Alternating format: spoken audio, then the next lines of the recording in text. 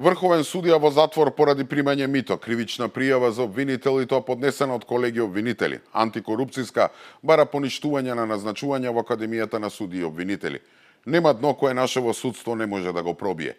И покрај тоа што не постои домашна, па еве и странска институција која не излегла со страшни критики за македонското правосудство, нашиве суди и обвинители, со честни исклучоци, како да не им е гајле, па си тераат по старо. Рака на срце, Македонија од независноста па до денеска има проблеми со делењето на правдата, но ова што се случи во изминативе 7 години, односно за време на владењето на СДСМ и ДУИ ги надмина сите граници. Пријатели, роднини, партиски послушници, некомпетентност, уцени и подкупи. Во суштина на ова се сведе кадарот кој треба да ја дели правдата. Затоа таму веќе не се знае кој пие, кој плаќа. На човек да му е страв да отиде на суд да побара правда, затоа што ќе добие се, само неправично судење. Единствени кои се задоволни од ваквата ситуација се нормално криминалците. И во право е премиерот Мицковски кога вели дека на Македонија и престои тешка и жестока битка со инсталациите на СДСМ во правосудството, затоа што навистина станува збор за жилави инсталации кои немаат лесно да се предадат. Само за да си ја спасат кожата, тие обвинители и судии ќе сторат се да го да уништат судството.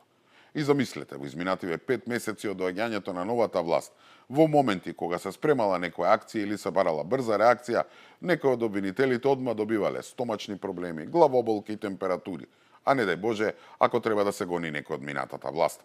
Мислам дека ако треба ќе измислате некој нов смртоносен вирус.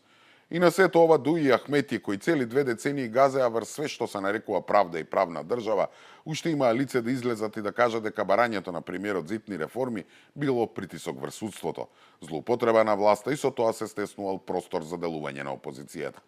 Па немојте ви се молам. Изгледа оние 2% што му веруваат на судството, сите до еден се членови на раководството на ДУИ или се нивни поддржувачи кои се сега под истрага за украдените милиони евра. Луѓе, без независно судство, без владење на правото, од Македонија никогаш нема да бидне вистинска држава. Не за џабе еден од столбовите на секое демократско и слободно општество е владење на правото. Токму врз тоа се темелат сите вистински држави.